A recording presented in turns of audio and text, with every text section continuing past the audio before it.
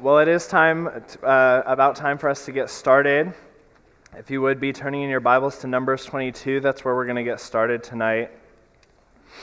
Numbers 22, we're going to be in Lesson 11. If you have your book with you, we're going to be starting on page 38. Tonight's lesson is titled Trouble with Moab and Midian. And so we're going to be primarily talking about two separate stories, but they really are just one story, and they're pretty closely connected. But before we get into these stories, this trouble that we have with Moab and Midian, I want to kind of do a review of who Moab and Midian were, both as individuals, but also as nations. So if you look at our map, you've seen this map before, and if you look on the right or to the east, we have the land of Midian down here, and then we have Edom up here. And so we're, like we talked about in our last class a couple weeks ago, we're slowly making our way. We're spending about 40 years right in this section. So we have Moab up here and then Midian right here. So these are going to be nations that are right next to the people of Israel. And these are also nations that are related to the people of Israel. So if we look at a family tree, and we go back a few generations, you'll notice some familiar names. We have the Moabites right here that we're going to be talking about, so they're related to Lot, and then we have obviously Abraham and the patriarchs, Abraham, Isaac, and Jacob. So then here we get to the Israelites. But Abraham, as we've mentioned in past classes, we have Midian, who was also a son of Abraham. So there's a couple connections here to not only back to Abraham, back to the Israelites, and we kind of have the Midianites in one place and the Moabites in another. As we know, if you know your Old Testament history, you know that intermarrying with foreign nations is going to be a major issue for the Israelites, and really a lot of that trouble starts tonight. That's going to start here. We've talked extensively in past classes about the ideas of purity and holiness and sanctification and being this people that are set apart. And so that's something to think about too when we're talking about the Israelites. We're talking about this nation. There's these 12 tribes, and they're going to the promised land. They're related to Abraham, obviously, as you see here. But in their conduct, they're meant to act a certain way.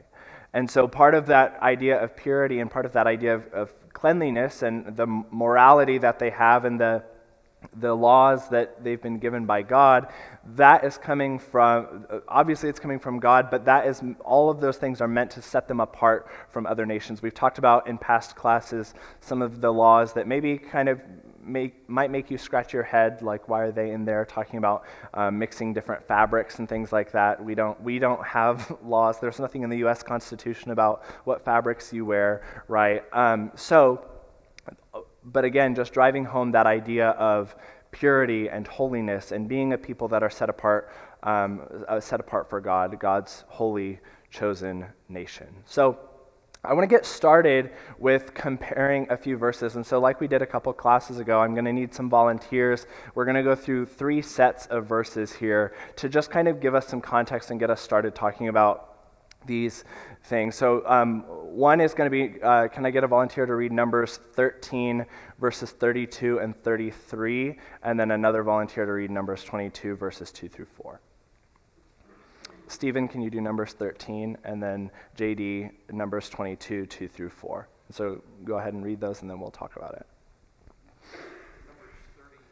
13, 32, and 33.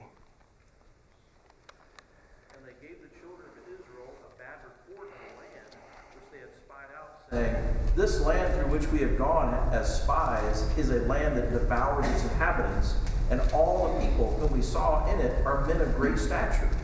There we saw the giants, the descendants of Anak, came from the giants, and we were like grasshoppers in our own sight, and so we were in their sight. Okay, thank you. And then JD? Now, 22, 2 through 4, right? Yes. Now, Balak, son of Zippor, saw all that Israel had done to the Amorites and Moab,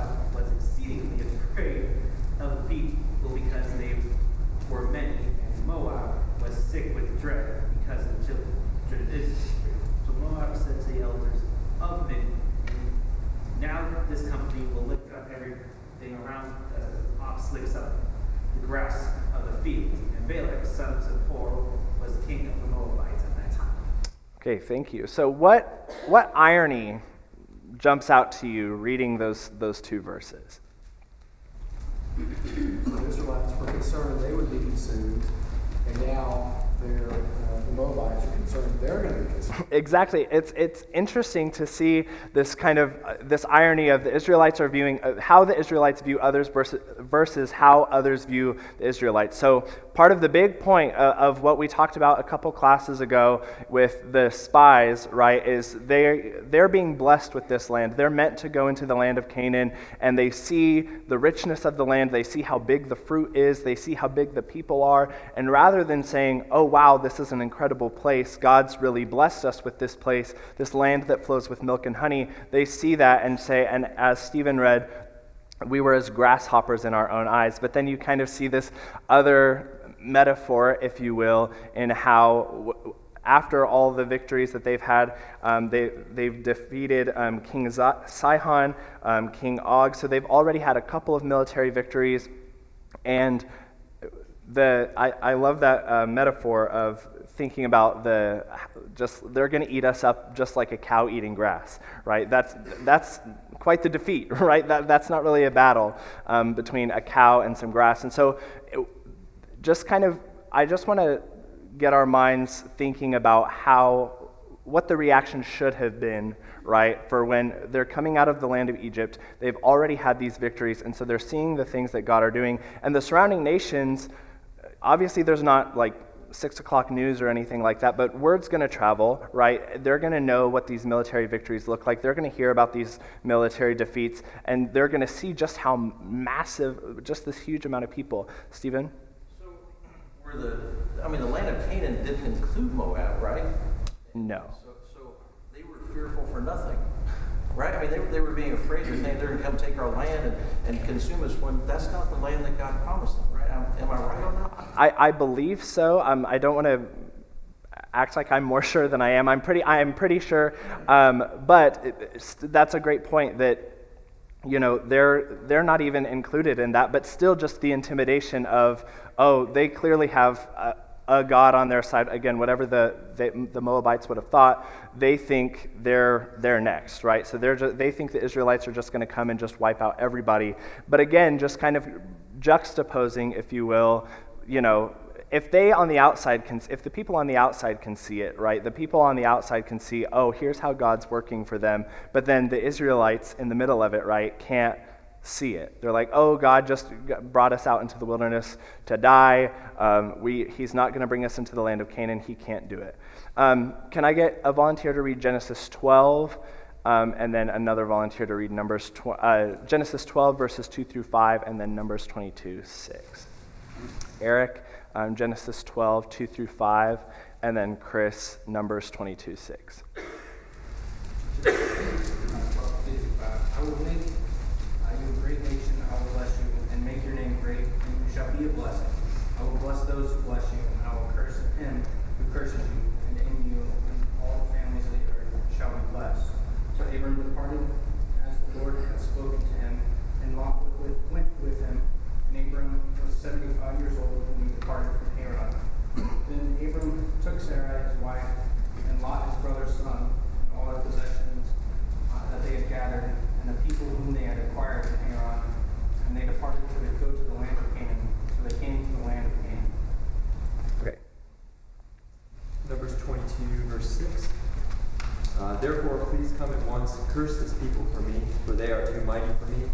Perhaps I shall be able to defeat them and drive them out of the land, for I know that he whom you bless is blessed, and he whom you curse is cursed. Okay, so in the passage that Eric read, who's talking to who? God's talking to Abraham, right? And then in the passage that Chris just read, who's talking to who? Balak is talking to Balaam. Okay, so we see this language of whoever you bless is blessed, whoever you curse is cursed. And so if you prepared for Bible class, you know how this is going to go, right?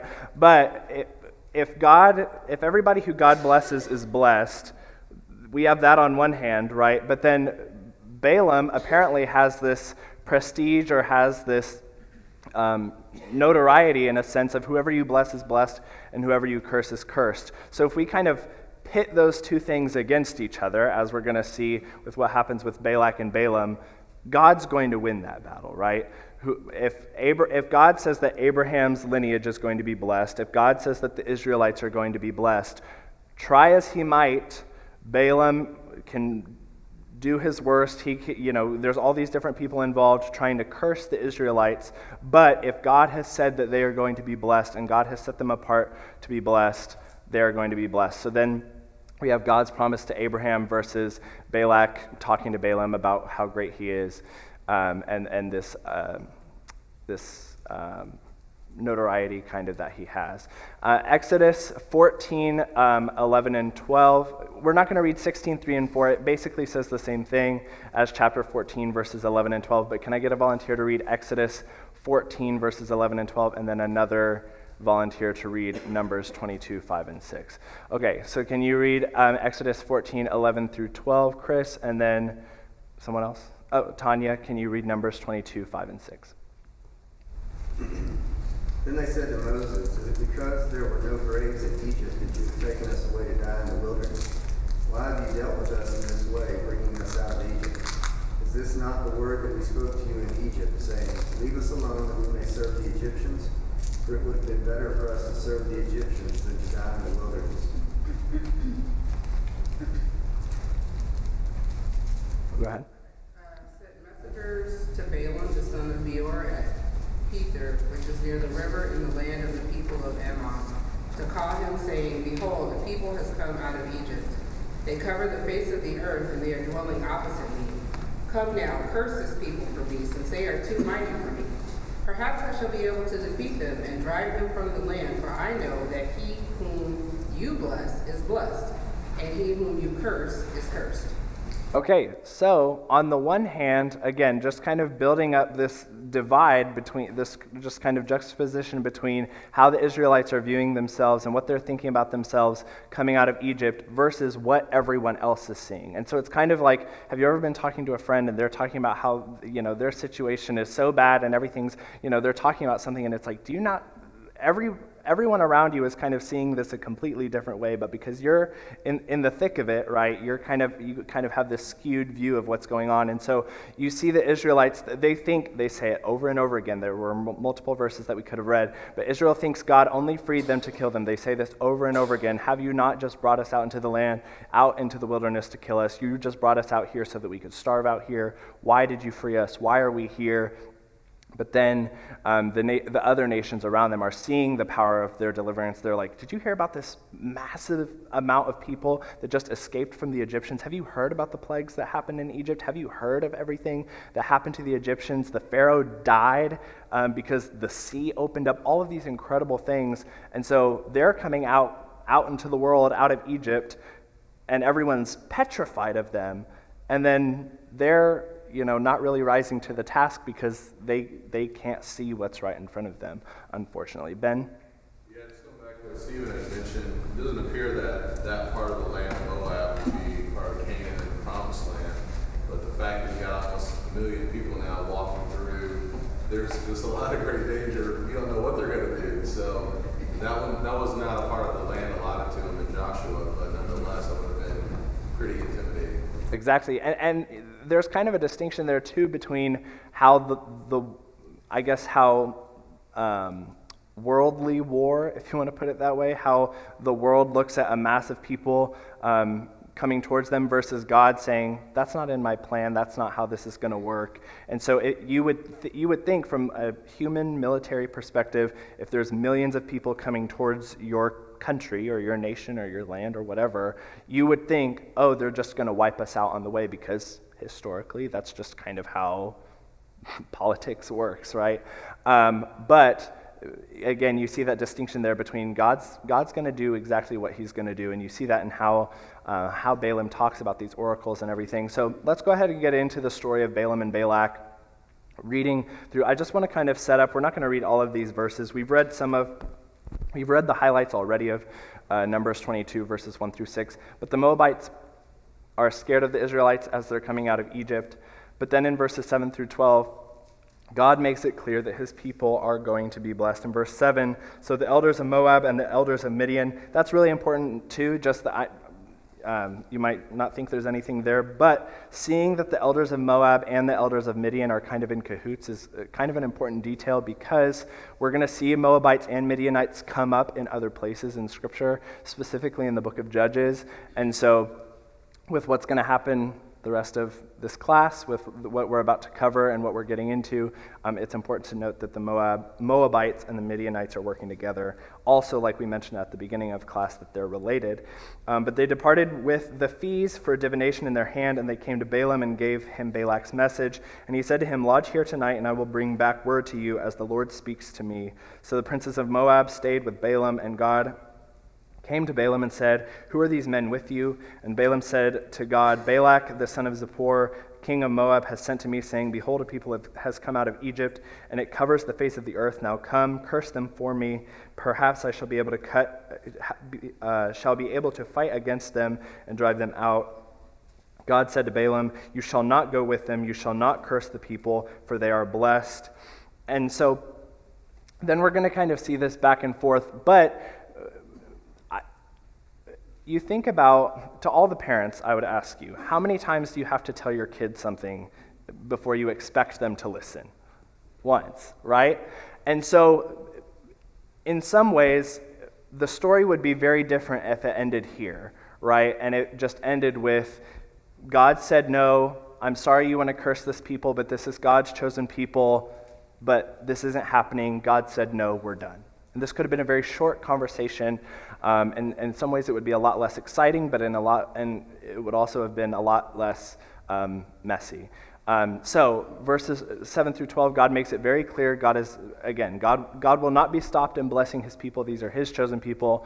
Verses 13 through 19, Balak tries harder, right? He kind of thinks that this is a money issue, and it's like, oh, you weren't impressed with my first entourage? I'll send my better entourage, right? I'll send even more dignified people and even more money, and I'll write an even bigger check. And so Balak, as a king who's trying to, again, this human military mindset of these people are a threat, and I have all the money at my disposal, I can do whatever I want, and so I am going to neutralize this threat at whatever it costs, right? I'll do whatever it takes. But then things really start to get interesting. It's already interesting, but then things get especially interesting. In Numbers chapter 22 and verse 20, God came to Balaam at night and said to him, "If the men have come to call you, rise, go with them, but only do what I tell you." So Balaam rose in the morning and saddled his donkey and went with the princes of Moab. But God's anger was kindled because he went, and the angel of the Lord took his stand in the way as his adversary. Now he was riding on the donkey, and his two servants were with him. Now, if you read that, and you're just kind of, maybe you're reading fast or you're just kind of reading along, you might kind of come to a screeching halt when you read that, because it sounds like God says, okay, now you're allowed to go, and then all of the sudden, it seems as if all of the sudden God is mad. You just told him he could go. Now you're stopping him. Now you're mad at him. I'm confused. And as people of faith, it might be one of those moments where I'm just going to keep reading. I don't feel like I'm allowed to ask that question, but I want to address that, right? Because that's natural, right? I remember when I first read this as I was preparing for this class, I was like, oh wait, I remember that a donkey talks. I don't remember this part, right? And so if you look at verse 34, if you skip down to verse 34, this is obviously skipping forward a little bit, but then Balaam said to the angel of the Lord, "I have sinned, for I did not know that you stood in the road against me. Now therefore, if it is evil in your sight, I will turn back." So we kind of see this flip-flop on Balaam's part, right, where it almost seems as if he wants to go, right? At certain parts he says, I'm not going to do anything that God tells me I can't do. But one thing I noticed as I was kind of reading about this was When it says in verse 20, God came to Balaam at night and said to him, "If the men have come to call you, rise and go with them, but only do what I tell you." Apparently, I'm not a Hebrew scholar. I don't know Hebrew at all. But apparently, the way that reads in Hebrew, it's more as if God is saying, if they come to you, like if they initiate it, if they come to you in the morning and say, okay, come with us, then you go. But then notice how it reads, Balaam is getting packed up first thing, and he's ready to go out the door. So I almost think of this as God saying, you make them come to me. You make them come ask us. You don't get to go, you don't get to initiate this. You're not going to go to them, but if they come and ask you. So basically, Balaam's getting ahead of himself. Balaam's getting a little bit too excited because, again, let's be real. Okay, this entourage comes along and is saying, you're this really great prophet, you're this really great guy, whoever you bless is blessed, whoever you curse is cursed, we have all this money, we have this huge entourage, if you don't like this entourage, we'll send another one, we really want you to come with us, we really want you to do this for us. And Balaam, which is good, he has the wherewithal at least to say, no, I'm not going to go beyond what the Lord has said, I'm not going to do more or less than what God has said, but it does seem to read as if he's a little bit too excited to go. And that's why I say Balaam is a little bit too eager, but also you see, you get to kind of see Balaam's interpretation of things in verse 34. When he's stopped, when there's an angel in his way, and when he finally realizes there's an angel in his way, of course, there's the part in the middle, right, that we kind of skipped over where the donkey is sitting down, and then the donkey crushes his leg, and he's mad at the donkey, right, and then the donkey speaks to him. But the fact that Balaam apologizes so fast, I think, is a huge indicator that Balaam knew he did something wrong. Balaam doesn't say, wait, God, I thought you told me I could go, and now you're mad at me for going. That's not what Balaam says. Balaam says, I'm sorry, you're right. It seems as if Balaam got ahead of himself and got a little bit too excited. But one thing I wanted to mention, too, in the next section, verses 23 through 33, is Balak is trying to impress Balaam, right, with this huge entourage, this big group of people, but all the Lord needs is a donkey. And I just think that is so incredible because you see that with Jesus all the time, right? Where just the way people comment on just the way he talks, just the things he says, just the way he carries himself and the things he does, it's so authoritative. He's just so powerful. And he doesn't have to act like a Pharisee. The Pharisees had all this pomp and circumstance and all this, carry themselves like we are really important, right? And then Jesus is just a humble carpenter's son, but again, just by the way he talks. And so it's incredible to see kind of the different ways of operating here, where the Lord doesn't need silver and gold and dignitaries and an entourage. He can make a donkey talk because he's the creator of the universe. And so that's all he needs to do. Ben? Yeah, verse 34, Balaam says, I've sinned. So, that goes back to verse 32. The angel said, I've come out as an adversary because your way was contrary to me. So, he had some ulterior motives. He knew that his actions, it wasn't just a mere mistake. It was sinful. It was intentional. And that's where the New Testament gives us some commentary of what's really going on with Balaam and what's really driving some of these decisions. Exactly. No, that's a great point. Yes, Stephen? In 2 Peter 2:15, it brings this up as well. It says, they have forsaken the right way and gone astray, following the way of Balaam, the son of Beor, who loved the wages of unrighteousness, that he was rebuked for his iniquity, a dumb donkey speaking with a man's voice, restraining the madness of the prophet. So we know what the motivation was, why he was leaping to that conclusion that, hey, I'm going to get up in the morning and go. He was greedy.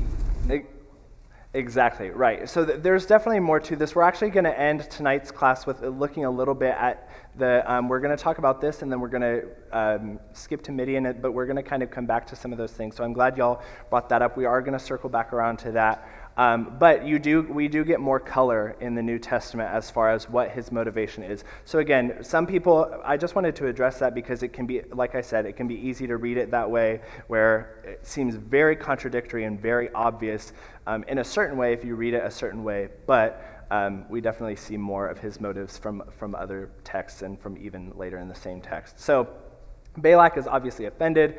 Balaam knows who's in charge. We see this back and forth between Balaam is in a sense trying to do what's right, but again, Balaam is obviously motivated by other things, and then Balak is just kind of confused about what's going on. But then you really see that in the next couple of chapters. So in Numbers 23, we read Balaam's first oracle. So again, this back and forth between over and over again, Balak. And we've seen with the Pharaoh of Egypt, you see with Nebuchadnezzar, you see with Belteshazzar, you see this all over the Bible where the God of the universe versus the most powerful men on the planet is no match at all, right? And so if you're trying to curse God's people, if you're trying to go up against God's people, if what you're trying to do is flying in the face of what God's trying to do, you will lose every single time. And so you see these curses that are meant to be blessings. That's why I wanted to read Genesis at the beginning. We read the promises to Abraham. When God says these people will be blessed, you get the most powerful king on the planet, and you get the most powerful prophet, magician, sorcerer on the planet, and team them up. Still no match for the God of the universe. And so then we get to chapter 24, and then we have Balaam's third blessing. So again, curse them again, try it a different way, and then they just keep being blessings. So I want to go ahead and read Balaam's final oracle in Numbers 24 and verse 15. And he took up his discourse and said, "The oracle of Balaam the son of Beor, the oracle of the man whose eye is opened, the oracle of him who hears the words of God and knows the knowledge of the Most High, who sees the vision of the Almighty, falling down but with his eyes uncovered. I see him but not now. I behold him but not near. A star shall come out of Jacob, and a scepter shall rise out of Israel. It shall crush the forehead of Moab and break down all the sons of Sheth. Edom shall be dispossessed, Seir also his enemies shall be dispossessed. Israel is doing valiantly, and one from Jacob shall exercise dominion and destroy the survivors of cities." Then he looked on Amalek and took up his discourse and said, "Amalek was the first among the nations, but its end is utter destruction." And he looked on the Kenite and took up his discourse and said, "Enduring is your dwelling place, and your nest is set in the rock. Nevertheless, Cain shall be burned when Asher takes you away captive." And he took up his discourse and said, "Alas, who shall live when God does this? But ships shall come from Kittim and shall afflict Asher and Eber, and he too shall come to utter destruction." Then Balaam rose and went back to his place, and Balak also went his way. And so we see these. God is going to speak. You're not going to twist God's arm. You're not going to force God's hand and force him to speak against someone who he is not going to speak against. He had already spoken, going back to Moab, what we mentioned about Moab wasn't on the list of the people that were going to be dispossessed and the people that were going to be kicked out of the land of Canaan. We see in many ways the lists of Canaanites and the different tribes and everything. We see those people named. But again, if God's going to bless a people, he is going to bless them. And if God's going to curse a people, he's going to curse them. Which brings us to Numbers 25. So we have a pretty incredible story here with Numbers 25. And again, just coming off the heels of what just happened with Balaam and Balak and what Balak is trying to accomplish here. But I want to, before we get to Numbers 25, just kind of as context and to think about what's about to happen here, will you turn with me to Matthew chapter 5? And I want to read what a teaching of Jesus that I think is about to be reflected in a very large scale in what's about to happen here in Numbers 25 and chapter 31. But in Matthew chapter 5, verse 28, in the Sermon on the Mount, Jesus is talking about lust, and he says, if we just start in verse 27, you have heard it said that you shall not commit adultery, but I say to you that everyone who looks at a woman with lustful intent has already committed adultery with her in his heart. And then this is really the part I want to hone in on. If your right eye causes you to sin, tear it out and throw it away, for it is better for you to lose one of your members than that your whole body be thrown into hell. And if your right hand causes you to sin, cut it off and throw it away, for it is better that you lose one of your members than that your whole body go into hell. So, pretty powerful stuff, right? Pretty incredible teaching, pretty serious teaching, right? We don't read that passage lightly. We don't talk about that passage lightly. Now, again, when we talk about that passage, obviously, I want to be super clear, we're not talking about literally mutilating yourself to avoid sin. But I think if there's a lesson to be learned in what happens with the Midianites in Numbers 31, it's that God will go to extraordinary lengths to keep his people pure. And I think that's kind of more or less what we see happening with this trouble that we have with Midian. It's sexual in nature. It starts with lust. It starts with adultery. It starts with intermarriage. And so when God goes to these extraordinary lengths to keep his people pure, that's what we see happening. So in let's go back to Numbers 25 and just kind of be thinking about, as we read this, what is your gut reaction to what Phinehas is doing here? What are you kind of thinking of when this happens? So in chapter 25 of Numbers 25 and verse 1, while Israel lived in Shittim, the people began to whore with the daughters of Moab. These invited the people to the sacrifices of their gods, and the people ate and bowed down to their gods. So Israel yoked himself to Baal of Peor, and the anger of the Lord was kindled against Israel. And the Lord said to Moses, take all the chiefs of the people and hang them in the sun before the Lord, that the fierce anger of the Lord may turn away from Israel. And Moses said to the judges of Israel, each of you kill those of his men who have yoked themselves to Baal of Peor. And behold, one of the people of Israel came and brought a Midianite woman to his family, in the sight of Moses and in the sight of the whole congregation of the people of Israel, while they were weeping in the entrance of the tent of meeting. When Phinehas, the son of Eleazar, son of Aaron the priest, saw it, he rose and left the congregation and took a spear in his hand and went after the man of Israel into the chamber and pierced both of them, the man of Israel and the woman through her belly. Thus the plague on the people of Israel was stopped. Nevertheless, those who died by the plague were 24,000. So, we read that, and we know the Bible teaches against sexual immorality, right? And we know that sexual immorality has devastating effects, right? But I'll just ask you all, what is your gut reaction to what Phinehas is doing here? What do you see Phinehas doing here? What's your first thought, Stephen? I mean, he's certainly committed, but his actions, I mean, my first just carnal reaction is there's no mercy. You know, he's just mercilessly, we're going to kill him. I mean, let's just get rid of it. But he's purging. I mean, it's at God's command. He's purging those that have sinned. And that was God's decision on their punishment. Exactly. So there's that conflict there, right? Of that seems really extraordinary, right? That seems really intense and really harsh and really merciless, right? In a sense.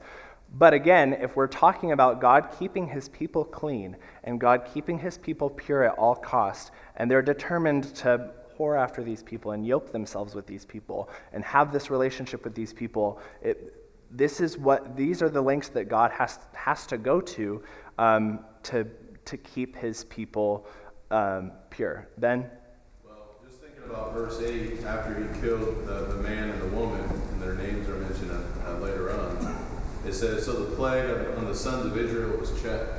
So another reason why he may have just took this extreme action immediately, no one else is doing it, or at least he's standing out with these two people in particular, is because he's seeing what's happening with the plague. The plague is breaking out. 24,000, people are dying. So unless something is done fast, this is going to continue on. Right. And it's incredible to think about it that way, right? Where, again, when we talk about sexual immorality having devastating effects, we can list what those look like. We know what those things look like.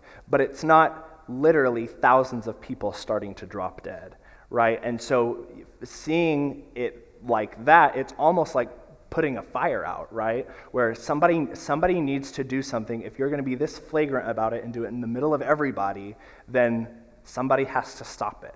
And Phineas makes his decision on how to stop it. And God, I don't want to say congratulates him for it, but God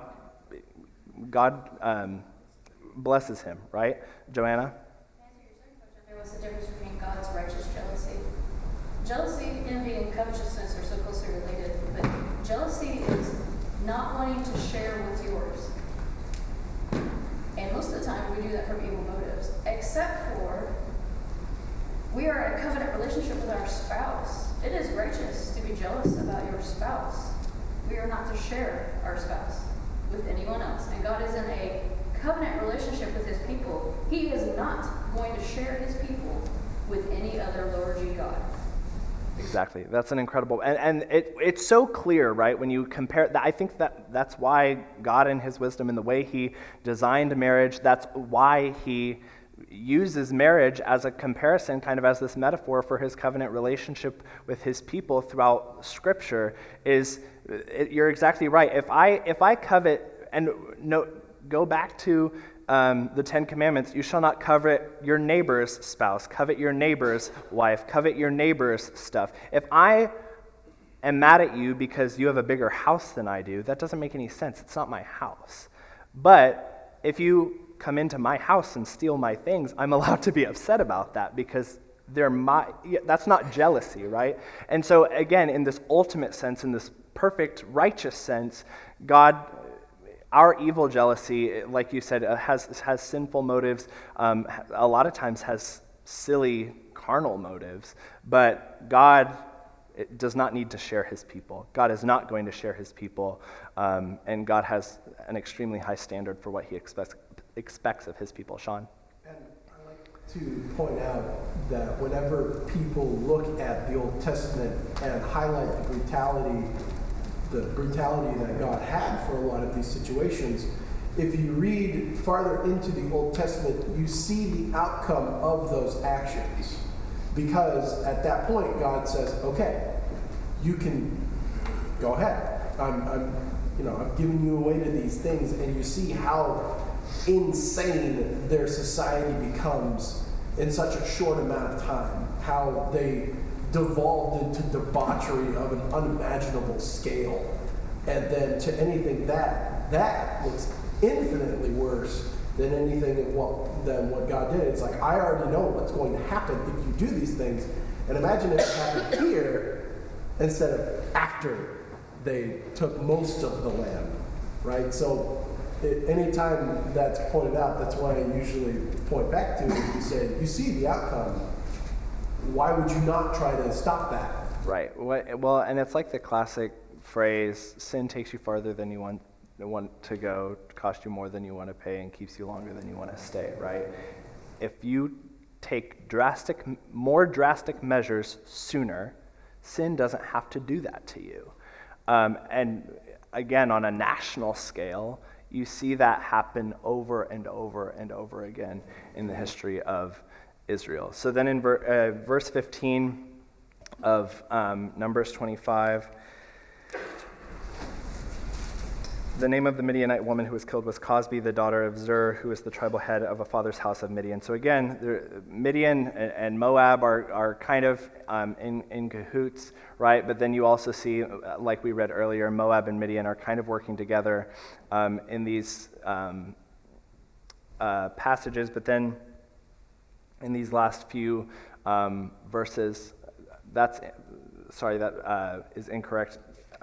That should be Numbers 31, I believe. Or no, I'm sorry, I'm not sure why it says verses 16 through 18, but just this description of who the Midianites were as people, because again, they're trying over and over again. The Moabites and the Midianites are working to get God's people to fail, right? They're trying to curse God's people. They're trying to injure God's people, right? They want God's people to be cursed. They're trying to bring them down. They see them as a threat. And so then they use this devious, deceitful, deceptive way of going about it. But then we get to Numbers 31. And Numbers 31 is, I think of David, because far-reaching sin has far-reaching consequences. You just see how devastating this turns out to be. God's judgment is on Midian as a nation. We're not going to take the time to go back to those passages now, but in Deuteronomy 9 and verse 4, and in Deuteronomy chapter 18, God talks about judging nations. And he talks about judging nations for their wickedness, and God is the judge of all nations, right? And so then there's these, but then also in verse 8, they killed the kings of Midian with the rest of their slain. There's the 5 kings of Midian. They also killed Balaam, the son of Beor, with the sword. So then you see God fighting for his people in a very literal sense, in a very real sense, right? And then this vengeance is for God himself. If we go back to Numbers chapter 25, and verses 10 through 13, the Lord said to Moses, Phinehas, the son of Eleazar, the son of Aaron the high priest, has turned back my wrath from the people of Israel, in that he was jealous with my jealousy among them, so that I did not consume the people of Israel in my jealousy. Therefore say, behold, I give to him my covenant of peace, and it shall be to him and to his descendants after him the covenant of a perpetual priesthood, because he was jealous for his God and made atonement for the people of Israel. But then, again, you see this vengeance where God is defending himself, right? Again, it's God's jealousy, it's righteous jealousy. It's very different than what our jealousy looks like, right? But then also, I think another detail that you see as we kind of look towards the end of this, and we look at, there's just so much seen in the last portion, also in chapter 31, verses 25, really through the end, 25 through 54 as well. You see these things being dedicated. That should say 51 through 54, not 21 through 24. So in the last few verses, you see these things being dedicated to the people of the Lord. They're as, and in the very end of chapter 31, they're as a memorial for the people of Israel before the Lord. So after these people are ransacked, after these people are destroyed, the spoils are dedicated to the Lord after they're purified. So then you also see them being burned and being washed, and you see this whole process of purifying the spoils. So there's a few difficulties. In the last couple minutes, if you'd like these slides, I'd be happy to give them to you. I don't want to rush through this slide because there's a lot of difficulties that come up with this passage. There's a lot of things that are, a lot of people, especially people who are looking to criticize the Bible in general, take big issue with Numbers 31 and what you see God doing there. But I want to end with some of the verses that were talked about earlier with 2 Peter 2 and verse 15. But turn to Jude. We'll end with the book of Jude and then one verse from Revelation, because you see more of kind of the implication of what happens to God's people in this passage. In Jude, verses 10 through 13, but these people blaspheme, talking about false teachers, these people blaspheme all that they do not understand, and they are destroyed by all that they, like unreasoning animals, understand instinctively. Woe to them, for they walked in the way of Cain and abandoned themselves for the sake of gain, of Balaam's error, and perished in Korah's rebellion. These are hidden reefs at your love feast, as they feast with you without fear, shepherds feeding themselves. And then you see all these different metaphors for what false teachers really do. But again, you see this language of the way of Balaam, as is mentioned in 2 Peter 2 that was read earlier. And then in Revelation 2, we have the letters to the 7 churches of Asia. And in Revelation 2 and verse 14, writing to the church in Pergamum, you read, "But I have a few things against you. You You have some there who hold to the teaching of Balaam, who taught Balak to put a stumbling block before the sons of Israel so that they might eat food sacrificed to idols and practice sexual immorality. So what's incredible is even centuries later, this story is serving as this kind of this metaphor, but also this, God saying, remember the way of Balaam, this way that loves sorcery and sin and manipulation and false teaching and all of these different things. The way of Balaam is the way that makes people stumble. And so if you try and trip up God's people and get them to serve something other than him, that's going to have incredibly grave consequences for you. So on that note, I will see you all next week.